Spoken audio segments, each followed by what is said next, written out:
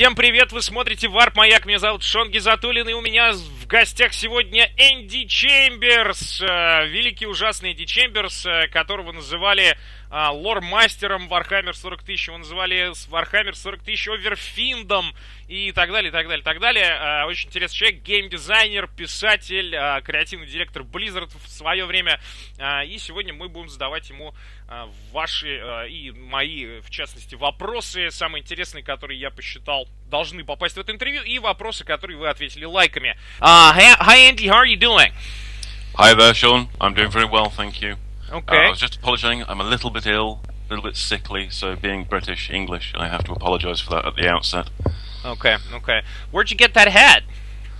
It's actually from the Ukraine. Oh. Came all the way from Kiev before the current troubles started out there. Last winter I lost my hat. My old hat was from Prague, and I lost it, and I was very sad. And my wife, being a wonderful wife, said, "I'll get you a hat. I'll get you a hat that you'll love." Okay, so you actually wear it. Oh yes. Okay. It's a very fine hat. It is. It keeps your head warm. It does. It does a splendid job of keeping my head warm. Do you ever use the flaps? You know, it has flaps for ears. It hasn't got bad enough yet. Oh, okay. Touch wood that I've had to use the flaps. Mm-hmm. I'm kind of storing them up for when it gets particularly nasty later in the winter. Okay.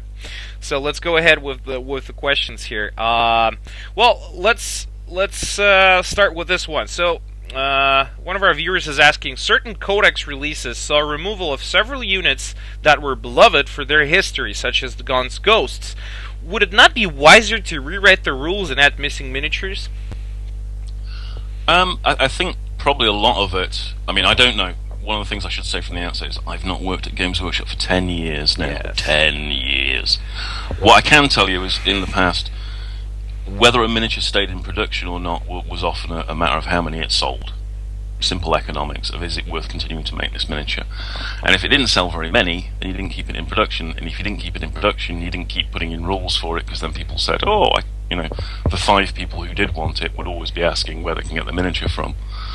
So I can only imagine that's why you've seen certain units drop out over time, is that the miniatures are no longer in production for the simple reason that they just didn't sell that well. They weren't that popular. So they get withdrawn to make room for something else, try a different idea out, that kind of thing. I see. A lot of people don't understand that, but if you want your miniatures, keep buying more of them. Just buy miniatures. Yes. if you want them to stay. Vote with your wallet, folks. It always works. That's true. Okay, so what is your favorite 40K race and a 40K character, and why? Or several, for that matter. It is a very tough choice. It is a very tough choice. I really love a lot of the 40K races, a lot. My first love, I think, really has to be Orcs. Always love their green skin buggers. They're really entertaining. Although Tyranids comes hard on the heels of that as a very close second. They're 2 races I did a lot of work developing in my time at Games Workshop, and they're always very close to my heart. In terms of characters, that's an even tougher one, because there's a lot of really fun and interesting special characters in 40K. Let's go. Yeah, I can't put a finger on that one very easily. Possibly Abaddon, just for his badness, for being ultimate bad guy Abaddon, and likewise Gazkul. But I don't know. I love loads of the Chaos special characters in particular. Fabius Bile was always a particular favourite of mine. Enjoyed him a lot. Okay, so, very tough one on the special characters, though. Okay, all right, good.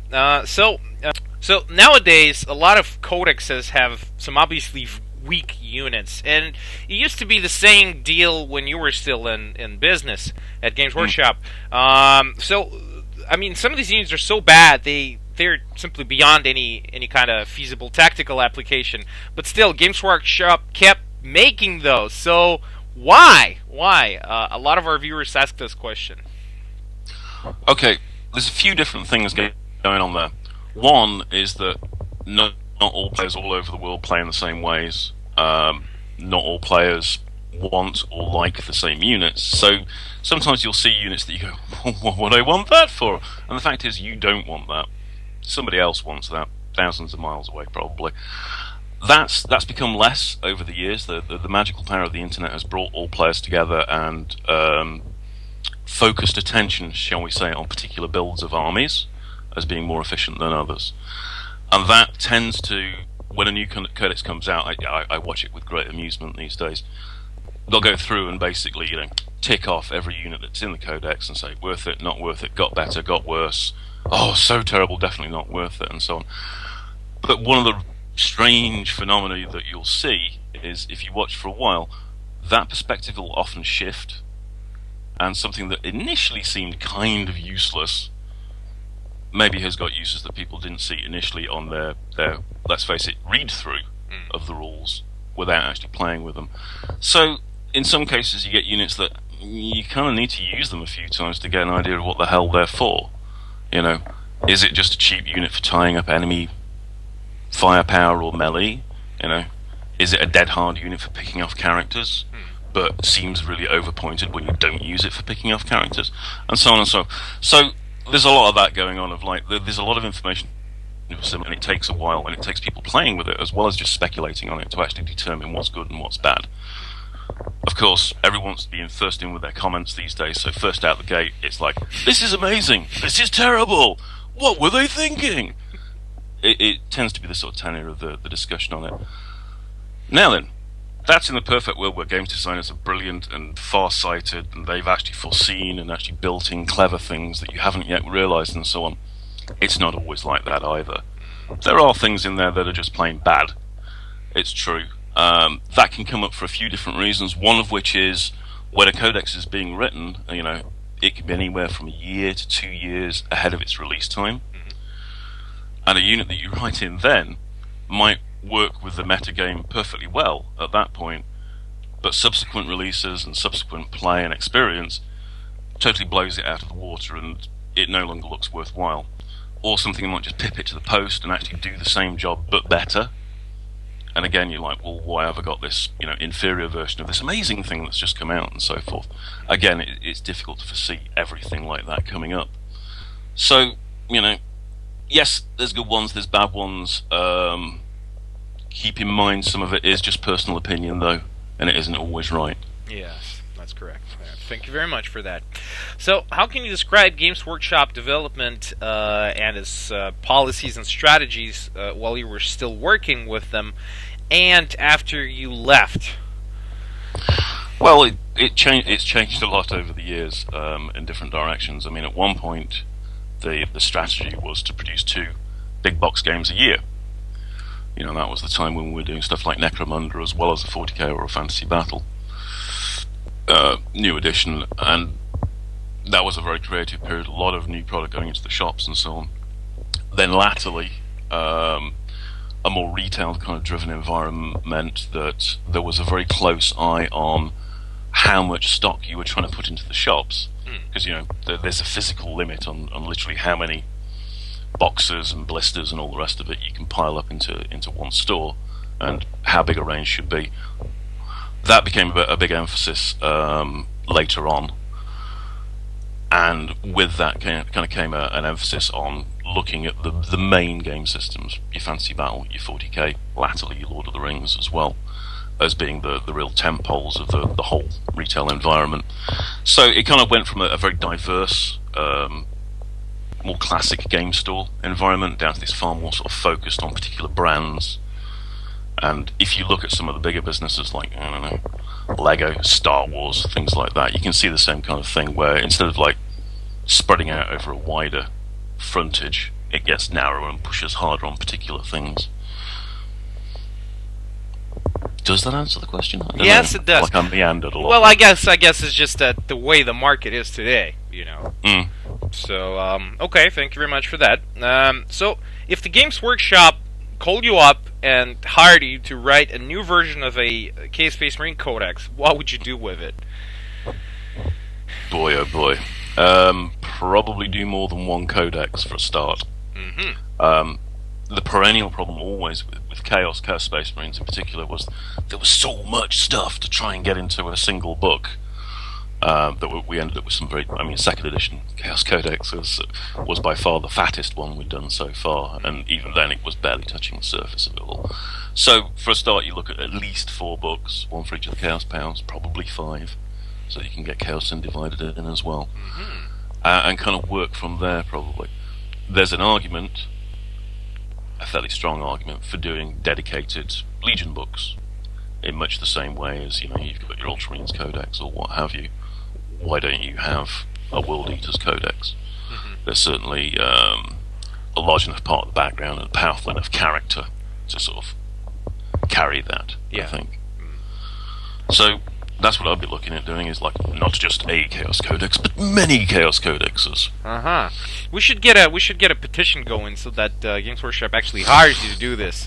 That would be great. I mean, because this is I get a lot of this from Chaos fans, that they want their, you know, several codexes for Chaos, and they want Legion restrictions, like God restrictions and whatever, you know, this kind of stuff that used to be in the game, not so much anymore. Okay. So there's this another question from a guy who seems very dedicated to Raven Guards. Okay, he's asking, why is there such little content dedicated to the Raven Guard? I still can't find a proper full color scheme for all the companies and specialists. Oh, well. Well, obviously I don't know, I can't give you an answer as to why the Raven Guard haven't got a particular amount of focus on them. I think that's kind of a broader question we could apply to any Space Marine chapter or Legion, of like, why isn't there more information about X, Y, Z? Put in my favourite Legion here. And the simple matter is there's a lot of different Legions out there. A lot of them are very big name Legions, which tend to get the majority of the dedication, but only so many hours in the day, only so many pages in the book. Which ones do you do a lot about? Which ones don't you? Which ones do you promote actively? Because that's what you're doing. By doing colour schemes and articles and characters and miniatures and all the rest of it. So you're effectively promoting a particular chapter or Legion. So I can only guess that the Raven Guard have never had that glory because their Dark Angels have stolen their lunch money, basically. Because at the end of the day, if you're going to do a chapter, you do a first founding. Yes. Why on earth not? You know, why would you start getting into successor chapters when there's still first founding chapters to do? The better possibility for something like Raven Guard is, as Forge World have been doing with their campaign books, where if they've got a very large role in a campaign, then they have an opportunity to come to the fore through something like a campaign book. And campaign books are always a very interesting subject matter, I think, and a good way of handling that kind of thing. All right, thank you very much. Here's a question that just came to my mind. You mentioned that you really love the Tyranids and the Orcs, all right? The bad guys. Always the bad guys. Always the bad guys. Okay, so if you let's say Black Library calls you and tells you, okay, this is what you got to do. You got to give us a book featuring Tyranids and Orcs. And you gotta, and you have to do the narrative from the Orcs standpoint, okay? So, what would be the basic? I'm trying to do it from the Tyranids. Oh, you would actually do it from the Tyranids? Well, fine. No. I was just saying it would be a lot better doing it from the Orcs' perspective than the Tyranids. Yes. Okay. So, what would be the basic premise in, like, if you had to come up with a story in 5 minutes? Talk about being put on the spot. So we have an Orc planet. We have several war bosses fighting amongst themselves on the planet. That's your early conflict is set up with that, and we introduce some of the characters that way, battling it out. Smash, kapow! Into the middle of all this becomes a Tyranid Hive fleet, starts invading the planet. Oh my lord, the war bosses who were previously fighting each other have to unify against this universal threat to all of them, which they do, and then probably die. I see, because you like the Tyranids more than you like the Orcs, probably. Well, it's not so much that. I see them as both being very tough compadres, as it were. It's just in the context of a Hive fleet showing up at a planet and starting to invade it, even if the guys on the ground get their acts together and fight back, the chances of them actually fighting off the Hive fleet are minimal. So, you know, okay. If you particularly like some of the characters, you might save them by having them jet off in a rocket ship at the end. Or jump into a teleport. something like Or that. jump into a teleporter. Yes, absolutely. Okay. God knows. Okay, which kind of brings me to another question that just came to my mind. Okay, so if the 40K universe had to end, which race do you think would survive if you could only pick one? Which would survive or which ought to survive? Because they're two different questions. Well, I mean, okay, the only one that would be left on the what face. What would be left behind? What would be orcs, left behind? Of course. Oh, orcs, huh? Yeah. There'd be little fragments of fungus hanging onto the rocks, floating around in the whirling chaos. So they ultimately, inevitably, the orcs will inherit the galaxy, huh? That's what they're made for. That's what they're made for. I see. That's very interesting. Thank you very much. So it's like their only trait in life is to inherit everything. Even though they're not really sure what to do with all that. No, well, that's not their problem, is it? They just live, exist, expand. Okay, so you witnessed many transitions and additions of 40K in your time. So which do you think? Which edition of the 40K do you think was the easiest to master and just to pick up and play, and which, on the other hand, was the most difficult to learn? Okay, the easiest to master and pick up and play, I think, has to be third, really, because we designed it to be, and took away a lot of the things that trip you up when you first start to learn a game. The hardest would probably be actually Rogue Trader before we did second edition, and arguably after we did second edition as well. But particularly just before doing second edition 40K, Rogue Trader consisted of like a book, a couple of compendiums, a few White Dwarf articles, quite a few White Dwarf articles, and all this other stuff you needed to be able to play. You know, you got to the point where you needed a rucksack full of material to actually play the game, and that was generally for one army as well. If multiple armies, then you better have another half dozen White Dwarves in that rucksack of yours. So it was very difficult to actually get your head around the whole system, particularly to learn how to play with multiple armies and stuff like that. It was really tricky. I say that was part of the reason we did second, was to try and draw it all together and make it a bit more coherent, so that you actually stood a chance of being able to run a couple of different armies instead of having to dedicate all your brain space just to finding one and knowing where all the relevant material was for it. Okay. So, and you might not necessarily be aware of the latest editions of the 40K, but still, what would you like? The 40K of today, the 7th edition or the 6th edition, the two latest ones. If you had to compare them to the previous ones, which would be the closest to what we have today? I'm sorry, I'm not quite understanding the question. Well, I mean, like, okay, we have the 7th edition now.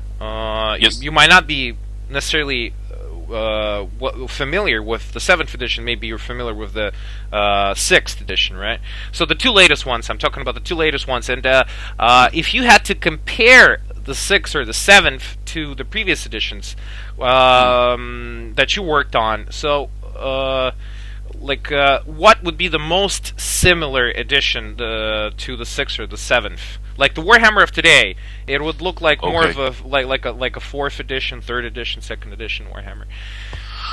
Okay, well, to contextualize it, I worked on 2nd, 3rd, and 4th editions. Yeah. I didn't work on 5th at all, or 6th or 7th, obviously. So, from what I gather from people's comments, rather than from my own observations, it seems like 6th and 7th are closest to 3rd and 4th, and 5th was more of the departure. But I say that's very much from an external perspective. I'd have to play them to get an idea. When was the last time you played 40K? Let me see. 2006, I think it was. 2006. It's been a while. Yes, it has. Longer than I think it is. But, well, lots of other games out there in the world, and I played 40K fairly consistently for like 15 years. So, yeah. You had your share of it, huh? Of the games. I've played plenty of 40K in my time. Yeah. I found it no longer had the capacity to surprise me. Let's put it that way. Interesting. So, what do you think? Games Workshop still haven't released a good big budget movie about 40K. And probably in your time, when you were still in the Games Workshop 10 years ago, you probably had ideas, and you probably been approached by maybe film studios and stuff like that. Oh. No, so what? Any comment on that? All right. This is interesting because I have a bit of perspective on it from having gone and worked at Blizzard for 4 years, which of course is over in LA and very close to the Hollywood scene and stuff like that as well. So you see things from the other end a little bit as well. There are 1,000,001 ideas out there for movies all the time, as you might imagine. Games, any game that gets big, people seem to assume that they'll get a movie made out of it. I would beg every one of those people to look at the movies that have been made of big games and ask themselves whether they want that really. Because Hollywood is its own thing, movie making is its own thing, and it will probably not make a movie you're very happy with, first and foremost, because I can't think of a gaming movie that the gamers have actually been happy with off the top of my head. I'm sure there are ones, to be fair, but anyway, that aside, making movies is hard, is the other part of the equation. It requires a lot of dedication from a lot of people and a lot of money. And to get that ship sailing in the first place, there has to be a lot of confidence in the ideas, in the background, a lot of general acceptance of it, and it's just really difficult. I've watched this for the entirety of my professional life, really, 20 plus years of people trying to get the idea of movies off the ground and so on, and it's a very difficult process, and it very, very rarely happens, and when it does happen, most people aren't very happy with the outcome either. So yeah, it's kind of depressing, but I think the thing to remember is movies are movies and games are games, and while there may be sort of commonality of some of the themes and things that are in them, they don't necessarily mesh together directly very well at all. Computer games is a more interesting example because they're actually closer to movies by their nature, and yet even then the number of computer games that have been made into decent movies is vanishingly small as well. So it's a real minefield, and everything I've seen of it is like most of the time you don't want it. On the other hand, there are some very nice fan films for 40k out there. Lord Inquisitor stuff, very impressive. So I think if you want to see something good, that's probably the best hope of actually getting there. The Ultramarines, well, that's all we have. But I talked to. It's kind of all right. It's okay. Right. It's okay for the first of its kind. I understand. Yeah. This is it. But you find yourself forgiving it all the time instead of going, "Wow, this is amazing." Yeah, that's true. Okay, so what is your opinion? What's your general opinion on major lore overhauls and retcons when it happens? I know that you witnessed the removal of the squads. I don't know if you can call that a major overhaul or retcon. We just started ignoring them, basically. Why? Does that count? Well, I return you to the question about Gaunt's Ghosts earlier on. If nobody buys the buggers, then you don't carry on selling them. I see. And it was as simple as that. And this one comes up all the time. It's bizarre because we did second edition, right? And there was like a bestiary entry for squats in there because they have been part of Rogue Trader. But after that, we kind of never heard of anybody wanting them. There was no desire, particularly for a squat army list or anything like that. So we went through the entirety of second edition. We didn't do a codex for them. We didn't even do an army list for them. And they just kind of faded out. And lo and behold, when it got around to about third, and we didn't put them in third at all, everyone started getting really like, "Wow, but what happened to the squats?" And it's like, well, what, those guys you stopped buying 5 years ago, you want them back now, do you? And ever since then, it's been this like dreadful crime against humanity. Yes, I killed the squats. I admit to it. My fault. My watch. It happened on my watch. But you know what? Nobody came running in from the sidelines to say no, don't do it. It's only later when people have missing something when it's gone. But we still seeing like little mentions of the squads in the newer books. That's the fun part, isn't it? They're not really gone. They're out there somewhere. Which kind of brings me to the broader question about how do I feel about retcons and stuff like that. I think they're detestable. I think it's absolutely terrible to go and to change something after the event. I would much rather always, no matter how hard and tenuous it is, try to incorporate what's gone before into your current lore. Maybe you de-emphasize it, maybe you say, wow, well, that was a bit of a lie, actually, and that's not the whole truth. However you go about it, I'd much prefer to try and incorporate everything that's gone before into your ongoing narrative, because I think it all adds flavour. You know, it's like having one of those stews that you sit on the stove for 14 days and it just gets better the longer you leave it there, because it's all the things bubbling together. Same sort of thing applies to background.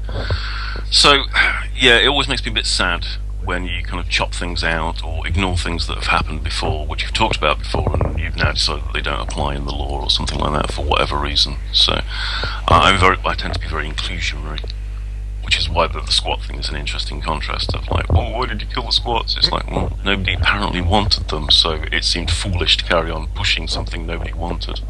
So you do something else. Yeah, alright, thank you. Why Battlefleet Gothic, Epic, and Necromunda got scrapped, and do you think they might one day be relaunched? Okay, the why of it, the same thing. No, same thing again. Dropping sales, right? I don't know. It's a bit of a different case actually with the specialist games. Most of them were a little business in their own right, and they sold a reasonable amount of stuff all the time. It's not like they didn't sell at all. What kind of killed them a bit more was Games Workshop internally struggling to handle the different kinds of stock that was entailed in like having 5 different game systems as opposed to 2 or 3. And again, you know, looking at the bottom line of like, well, if ultimately you have to spend, you know, 20% of your effort on 5 different game systems and 2 of them make more than 50% of your money, the simple math of it is that you don't keep the other game systems going. Now, I personally find that's rather tragic, and I feel that the specialist games actually added an extra dimension to the Games Workshop hobby, which is sadly lacking by taking them out. So, yeah, overall, they fell victim to the kind of, well, retail needs a very sort of honed blade of like a nice simple message to give. Of like, you walk into the store and they say, well, what games do you sell in here? And they say, we sell these 2, these 3, as it became latterly. And it's like, or rather than going in and saying, well, there's Warhammer 40,000 that you can play as this like tabletop miniatures game with squads and things and tanks and stuff like that, or there's Necromunda, which is like this skirmish game that you can play, or there's this spaceship game that you can play, or this Space Hulk and so forth. It's just a lot harder message to get across when it comes to just direct selling things to people, and I think that was the biggest problem that they suffered. And it must be said that at the end of the day, there's a limited studio, limited number of miniature designers and writers and all the rest of it. So how much time and energy can you dedicate to actually supporting systems? And all systems need support, really, to keep going, or they will tail off with time. So again, it's the comeback on how much support you give it.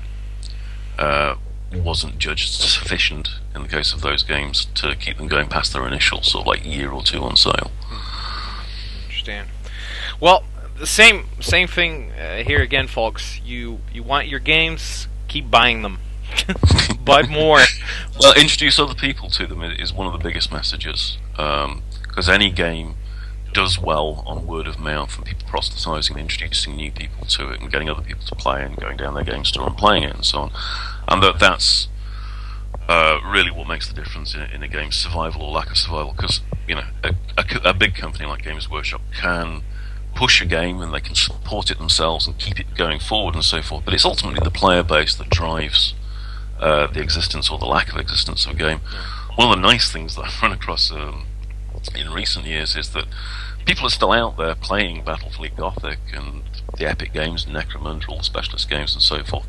It's just a pretty small, dedicated group of people, and they maintain their own rule sets and, you know, trade miniatures between themselves and find alternate sources for miniatures and so forth. So, you know, if you really love a game, there's no reason to stop playing it, particularly these days, because you can find a support network of other people who are into that game and play it as well.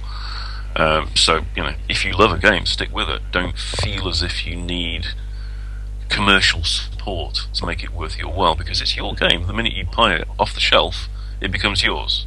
You can change anything you like in it. You can paint all your Space Marines pink if you want. That's your choice. And I can appreciate the desirability and the wish to have new stuff coming out and excitement, dished up to you through magazines or articles or what have you. You can generate your own as well. So I'd say to all gamers out there, if you love something, play it and make it yours. Take it into your own hands, huh? Exactly. Okay. Exactly. All right. That's good. Thank you very much. So, okay. One of the few questions left about the Games Workshop. Then we're going to move on to different stuff. So, what was the best and the worst thing you did during your time at Games Workshop? The best and the worst.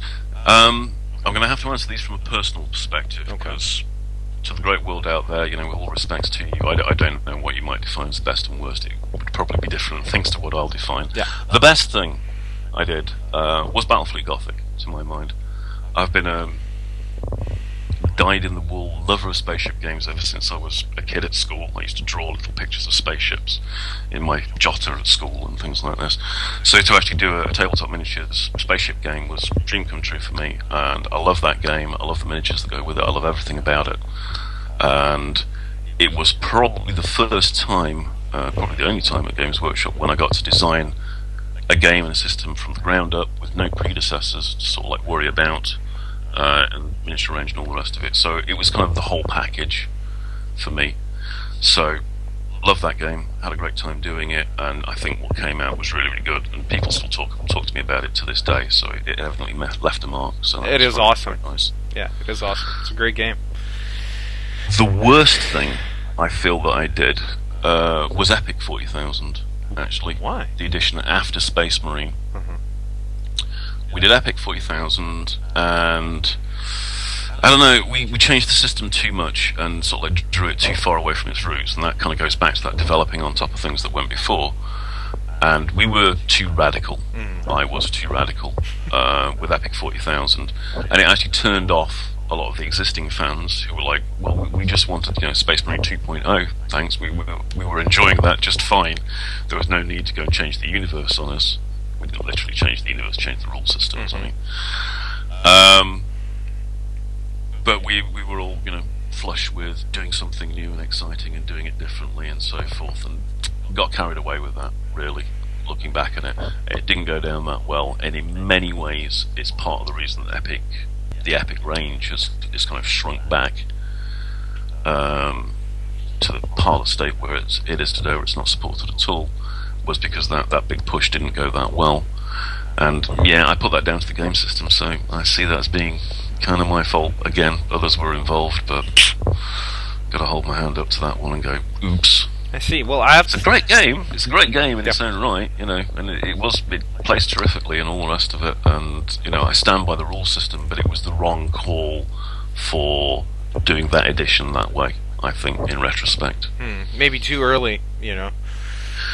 Maybe we needed to do a more gradual. I mean, subsequently, Jervis has gone back to it, and he's done the Epic Armageddon system. Which kind of merges the best of both, and it's a terrific game. I absolutely love Epic Armageddon. He did a fantastic job with that, and it's this lovely, all-encompassing package which lets you do major mass battles in the 40k universe. And I think it's wonderful. But by the time that had come, sort of thing, that wave for Epic 40,000 had crested and gone, and he was trying to pick up what was left, really, so it came a little bit too late. So yeah, if only we had done the Epic Armageddon thing as the earlier bit. Maybe it was more development that we needed, I don't know. We were just a bit too in love with the system at the time. Alright. Okay, so I guess that's pretty much it for 40k. So let's move on to your work with Blizzard and StarCraft.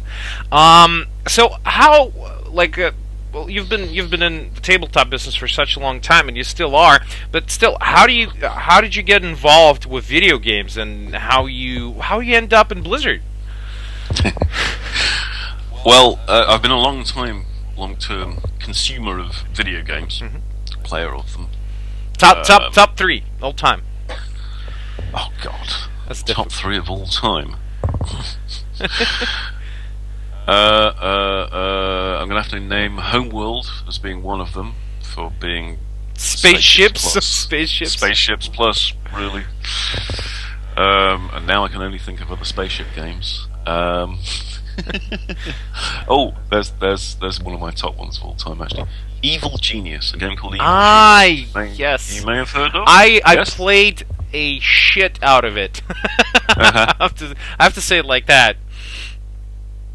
I still play it periodically, like every couple of years or so. I go back and play Evil Genius again. It's great. It's great. It's one of a kind. I mean, there's nothing even remotely like this game. Yes. Yeah, absolutely. So Evil Genius rates up very highly there, but I don't know. It's very difficult. I mean, I'm naming two quite old games there as well. I'm kind of aware of that as well. There is such a wealth of great games that come out these days. I mean, Shadow of Mordor. There we go. I could name that one immediately. Although, if you ask me in a year or two's time, I'll be like, oh yeah, Shadow of Mordor, and I probably won't recall it as being standout. But right now, for me, it's completely standout as doing something completely fresh in a genre which has kind of been done to death, really. But they've managed to find an angle which makes it unique, to my mind, which we'll see repeated, no doubt, many times more in the years to come. But you know, it did feel like being on the threshold of a new age for a moment there, playing Shadow of Mordor. So there's that one. But I don't know, man. I've played so many games and loved so many of them so hard and so long at various points that it's very hard to go top 3. Okay. So, anyway, yes, sorry, but we were talking about Blizzard. How did you end up in Blizzard? How did I end up at Blizzard? Well, my wife is American. Is a starting point, and she was quite keen to go back to America. She'd been living in the UK for 3 years at this point. I'd finished a Games Workshop, so the world was her oyster to a large extent, and I was like, well, I can see if I can get a job in America, I suppose. So, believe it or not, I wrote a couple of letters to Relic, as was at the time, and Blizzard. Relic I knew of, obviously, for their homeworld, amongst other things, and the fact that they were doing Dawn of War at the time, and related 40k type titles. And Blizzard just had a really solid reputation of doing stuff that was obviously, shall we say, inspired by parallel evolution to whatever you want to call it. The kind of Warhammer 40k thing, StarCraft, had often been cited to me as being, you know, oh, it's just like Warhammer 40,000. So I was like, fair enough. And they had a great reputation as a company as well. So I wrote off letters to both of them, and to my abiding surprise, and I was genuinely surprised, they both got back in touch with me and said, yes, we'd be very interested in talking to you. And I actually talked to both of them. They both made me very generous job offers to go over and work with them. And I selected Blizzard because it was in California and it was warmer than going up to Vancouver. It's also a bigger company. It was a bigger company. I mean, at the time, this was 2004, so at the time Blizzard was just, you know, WoW was absolutely enormous, like a complete phenomenon and so forth, and it sounded like a very exciting place to be. So yeah, went over there and got work with them for a number of years, and learned an awful lot about the video game industry, and an awful lot about story writing and narrative, like formally learning about it in a way that I'd never done before. But still, I mean, fundamentally, how different it is to work for a tabletop company and a video game company. If you, well, they're both making games, but they're making different games still. What's the main difference for you? The main difference was it was a lot more a multifaceted design process for video games than it was for tabletop games. We always used to say about tabletop games, you need 3 things to make a tabletop game. You need art, you need miniatures, and you need words, whether that's background or rules or whatever, words. So it's like a stool, just got 3 legs, there you go. And you're away, you're off to the horses. So basically you need 3 people to make a miniatures game. Video games need dozens of different experts, I mean real experts in different fields to make it all come together. You know, coders and artists and audio technicians and guys who do the cutscenes and guys who produce and all the rest of it. And each one of those little aspects is quite isolated from the others, a lot more isolated than it is in a tabletop game, and goes a lot deeper. You know, the guy who does code may have an opinion about art, but art isn't his bag at all. And the guy who does code and the guy who does art, they don't really interact very directly at all. And yet both of them have absolutely essential functions in the creation of a game. So you've got all these different processes, all of which are running at different speeds at different points, and keeping that all coordinated is just mad, crazy complex. It really is. I have the greatest respect for the guys who make video games now. They're very dedicated, very smart guys. And so while I was used to working myself in the tabletop games where you're quite fast on your feet, you can change your mind, you can decide to do something quite quickly and actually have something that's pretty much finished quite fast if you put your mind to it. Everything in video games takes a long time, and it has to run through a lot of approvals at different levels because it contacts so many other points throughout this quite large team of people all doing their own thing, trying to make the best game possible. On the top of all that, keeping it focused and directed is very, very tricky because, again, you've got a big team of guys, very different kinds of guys. You've got very numbers-orientated guys, you've got very arty-orientated guys, and so forth. And keeping them all focused and dedicated and going in one direction creatively, very, very tricky process in its own right as well. A lot more complex than doing tabletop games, where you've got a smaller team who are more kind of like naturally have an affinity to each other. You know, when you talked about a miniature designer and an artist, there's a lot of points of contact between the two of them, whether they get each other. You know, one of them works in 3D, one of them works in 2D, okay, but fundamentally they're doing the same kind of jobs, if you understand what I mean. Yeah. So, very simple on one level, quite direct, very large and complex on the other. Okay, so you had this hefty title of a creative director, right? So, what exactly does a creative director do? I mean, in the company such as Blizzard, especially on a title as big as StarCraft. Well, one of the things about being a creative director is the role it can encompass varies from one company to another. You know, one company might consider the creative director to be one thing, another company might consider it to be another. And over the different steps in the process, the role can vary a lot as well. So the best description I can give of it is kind of, you remember I was talking about always diverse people and keeping them focused and going in one creative direction. It's kind of that. It is trying to encompass one vision and get everybody on board with it, and working towards a commonality of vision rather than it'll naturally tend to sort of like get chaotic and spread out in different directions, and it's keeping a laser-like focus throughout the process. It's kind of what the creative director does for you. So on a base level, it's having an opinion about everything. You know, what colour should the armour be? What colour should the stripes be? What colour should the planets be? All these kind of things. You could pick any colour you like, but the creative director is the person who, in theory at least, has a vision in his head of how these things all work together to produce something that's greater than the sum of its parts. That's perhaps the best summary of it. All right, interesting. Okay, so this is the question I'm dying to ask, because I believe this is the best one. In one hand, we have a Terran Marine, and in the other, we have an Adeptus Astartes, a Space Marine from 40k. So, in a fair fight, who do you think would win? So we have two scenarios. In one scenario, they're wearing their armor, and they got their guns, so a bolt gun for one guy and a Gauss rifle for the other. And in a different scenario, they're both, let's just say they're only wearing their pants, and they're unarmed. So... Two scenarios, two fights, two outcomes.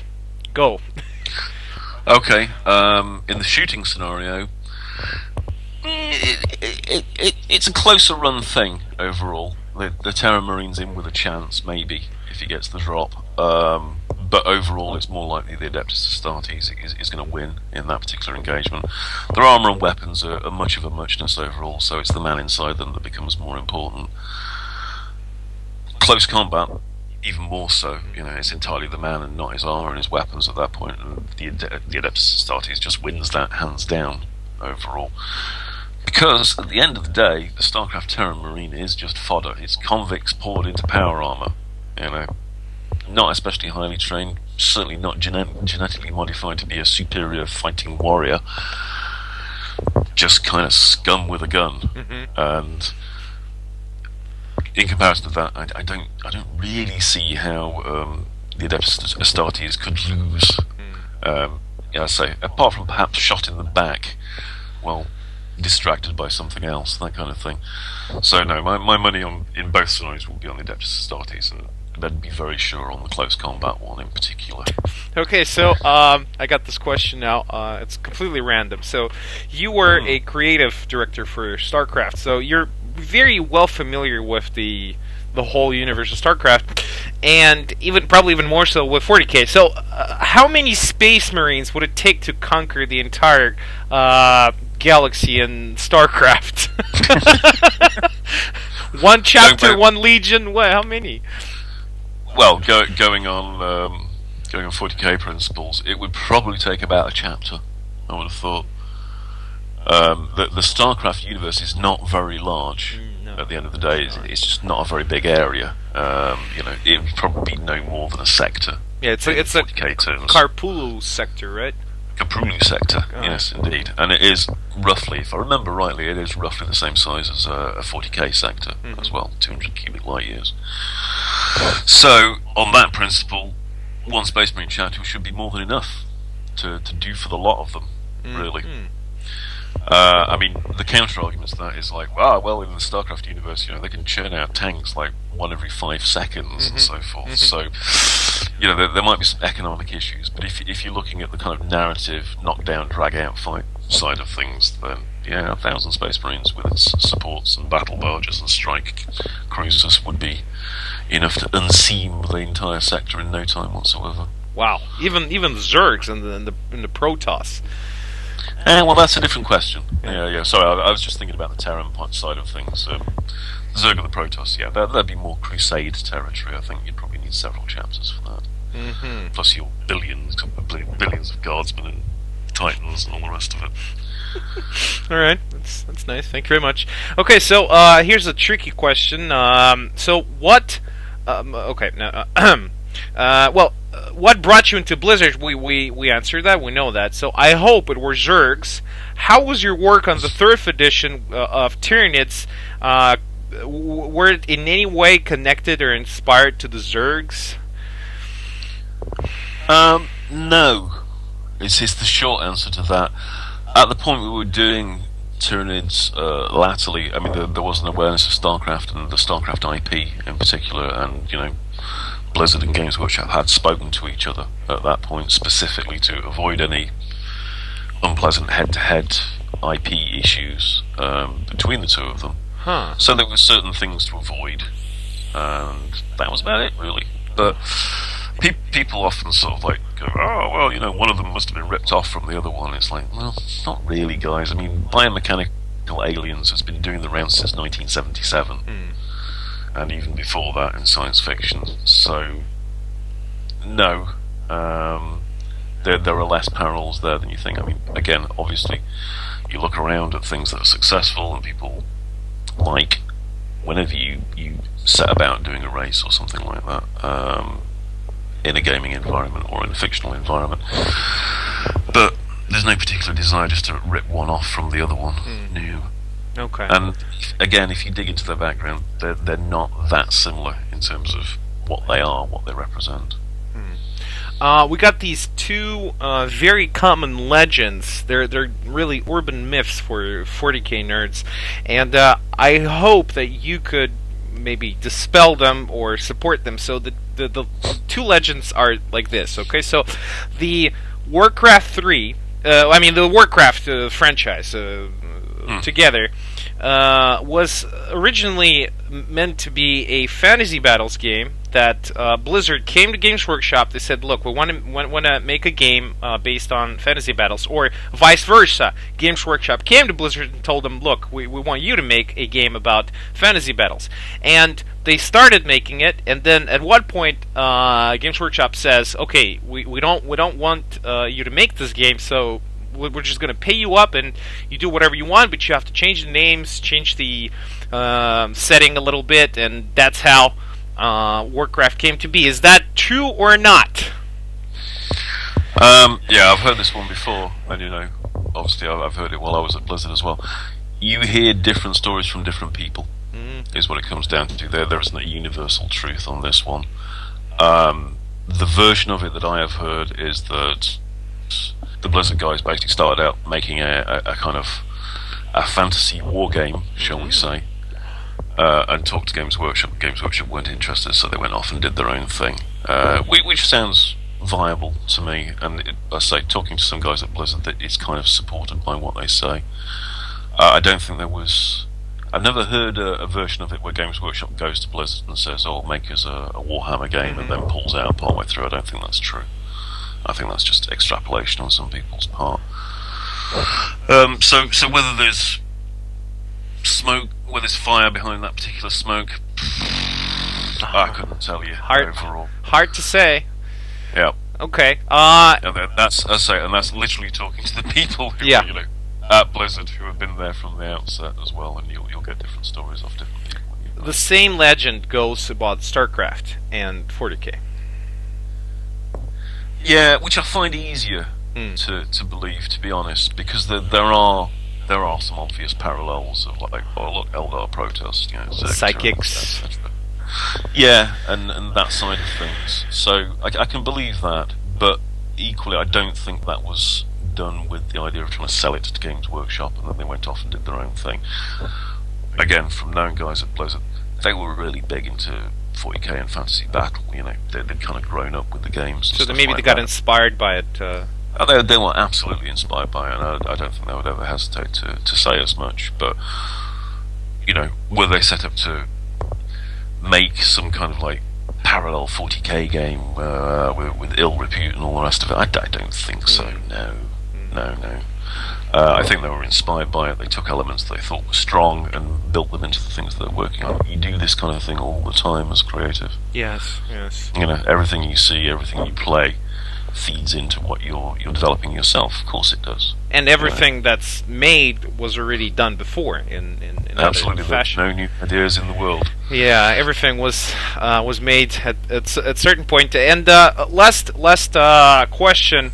So you mentioned that Games Workshop and Blizzard really did come together to discuss Zergs in particular. You mentioned so that they should avoid certain things. So could you perhaps give us some glimpse of what this meeting was all about, and what certain points they decided to avoid? It was just making sure that things didn't stray too close to one another. Yeah. I mean, I was actually there for some of it. We had I shouldn't really talk about it, probably. Well, yeah, you could be vague. I can be vague. Yeah. Be vague. It'd be a case of showing artwork and saying, "Is this okay? Does this run too close to X, Y, Z and the things that you were doing? Yes or no? Does this concern you? And what kind of changes would make it okay?" So if we have, say, a big bulky guy in armor, and he happens to be coloured red in the StarCraft game, is that too close to a Blood Angels Terminator? Do these guys look different enough?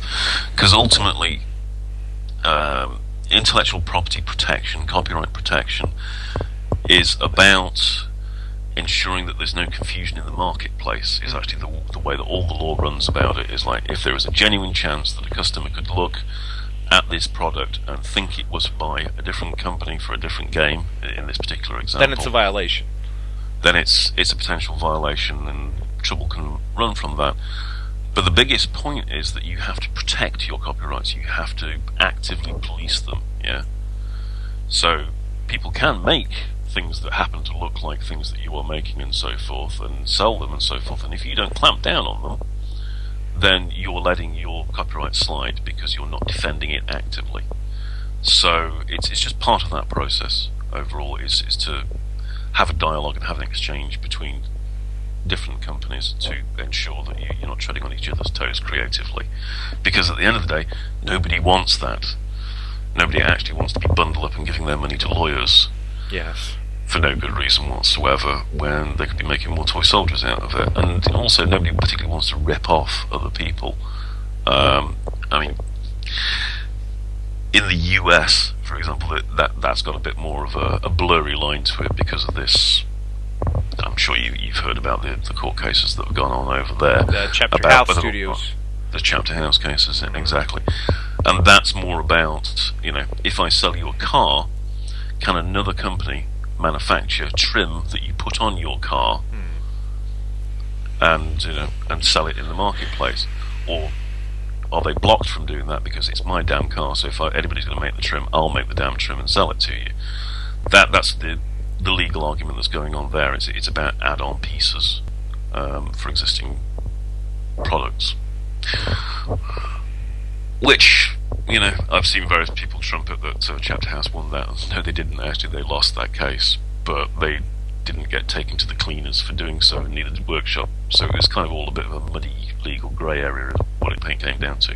And that was trying it in, I think it was Texas, yes. which is the most sympathetic court in the land for these sort of do whatever you want. So, yeah. I forget where the question was. It's okay. And very last one. Very, very last question. So, you worked on a number of games outside Games Workshop. I know that you worked on Dust Tactics, among others. And Warfare, actually. What? Not Dust Tactics. Dust Warfare. Dust not Warfare. Tactics. Dust Tactics is a gridded board game. Dust Warfare was a tabletop game of it. There is now Dust Battlefield, which is another tabletop war game. Well, I'm not really familiar with Fantasy Flight Games miniatures, so, really, I wouldn't know the difference. Fantasy Flight's no longer handling Dust, is what it comes down to. It's now being handled by Battlefront, and they're the people who do Flames of War and all that sort of stuff. The guys from New Zealand. Yep. Okay. Yep. Exactly that. And Battlefront have done Battlefield for Dust, which is a tabletop game. Dust Warfare was Fantasy Flight's tabletop Battlefield game. It's all very confusing. It is very confusing. Yeah. The upshot of all this is I do work for Dust. I do work for Paolo Parente. It's the Dust intellectual property. I see. I write stuff for him. Okay. That's why from what I heard, the Soviets are so cool in there. because you. They were cool before I got there, to be fair. But I've tried to make them cooler as I've gone. Yes. I see. So, what other games outside Games Workshop product line would you recommend to people to try out after 40K? Something that would be similar to pick up using the experience from 40K. One of the games I've been working on to do supplements for army books and so forth is a World War II tabletop game called Bolt Action by Warlord Games. That's been very popular. That seems to be picking up quite a lot of ex-40k players who want to get kind of back to their roots a little bit more. The core game itself, Bolt Action, is written by Rick Priestley and Alessio Calvatore, and it's very 40k at its roots, but with some nice sort of like modern developments on top of that as well. The order system in particular is quite nice. But in feel, it's kind of quite second edition 40k in a way. Because of Rick Priestley. yeah, because of the Priestley factor, absolutely. And that, I say, I've literally seen quite a few people go, I've had enough for 40k. I want to do something that's, I don't know, back to its roots a little bit more. Tabletop wargaming in a nice environment where we have our platoons and we have our one tank aside and we blatter away at each other. So that's cool and seems to be quite popular, and I'd potentially recommend that one. Bolt Action. For errant Epic 40,000 players still crying at what I did to their game system, who don't want to try Epic Armageddon and want to try something different. Drop Zone Commander by Hawk War Games. Relatively new, only a few years old. Great bunch of guys. I'm working with them actually on a spaceship game at the moment, but their ground combat game, Drop Zone Commander, is 6 mil. It's kind of quite epic inspired in its own way, but again, it's its own game with some quite nice modern developments to it. So that's another one that I would recommend. So can you tell us more about the spaceship game that you mentioned? I have to ask now. I just have to absolutely ask because previously I heard someone said that this game is a spiritual successor to Battlefield Gothic. And for all your fans out there and fans of BFG, can you tell us more about this game? What it's going to be like?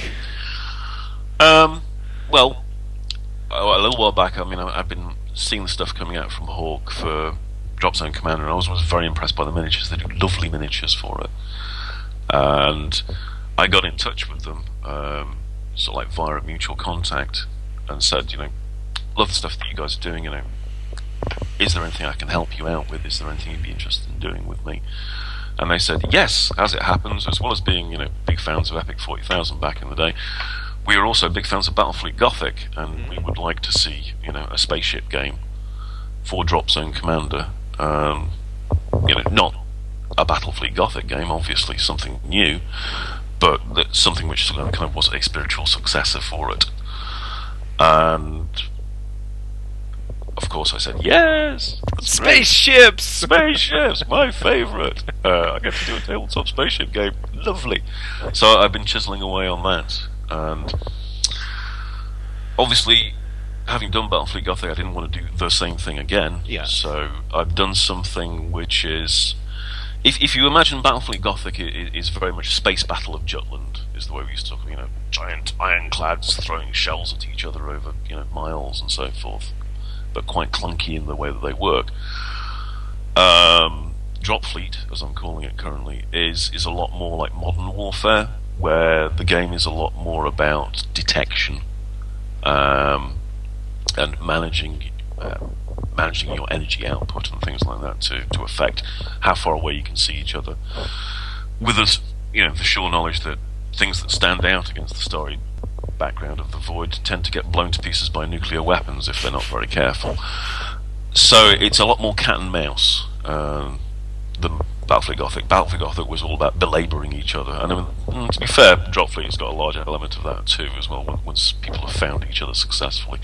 But I've managed to build in some mechanics for Drop Fleet which kind of handle that side of detection and signature and so on for ships, just as part of the game, and so they don't get in the way. And it's pretty damn good, I must say. I've been played quite a few games of it now.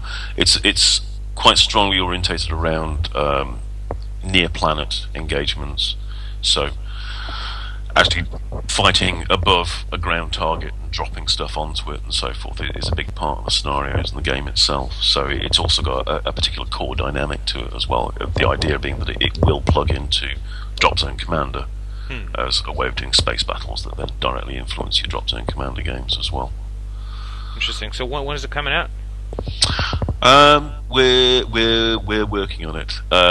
Next year is basically what we're looking at for an actual release on it. Hopefully we'll be starting to hit some of the shows over the course of next year and show it off to people.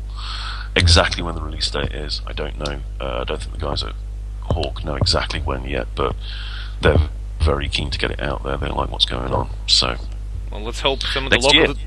And finally, the very last thing we do on the show is you will have a few minutes to maybe give a message to your Russian fans and Russian players and whatnot. Because I know you like Russia. I mean, it's pretty obvious. Take a look at that T-shirt over there. It's yeah, there you go. It's there we Leningrad. go. Yeah, Finns pretending to be Russians. That shows how much I love Russia, doesn't it? Yeah. So, what would you say to the Russian fans, Russian like-minded nerds and whatever? Greetings, comrades. I would say that first and foremost. Yes, I do like Russia. I do like Russians as well. Only by reputation. I've never visited your fine country, but come over here. I should sometime. Yes, absolutely. But yeah, I've always been fascinated by Russia. As a kid, I grew up reading stories about the Second World War more than anything else, and it became very apparent to me as I dug deeper with my childish interests, that actually the Second World War was won by Russia, and we in the West still owe you guys a tremendous debt for your fathers and your grandfathers, your mothers and your grandmothers, and all the work they did for that, stopping the Nazi menace. So I think if I have a message for you guys, it's not very gamery, but like, thank you. Thank you. Never repay you for the sacrifices you've made. Yeah, thank you for remembering. This is what counts. So. Yeah, well, I try and do my part in keeping that memory alive by doing things like writing, Armies of the Soviet Union book for bolt action and things like that. So, guys, this is, if you want to play decent Soviets, not like in some other games that we know, pick up some of his books, and that's the way to go.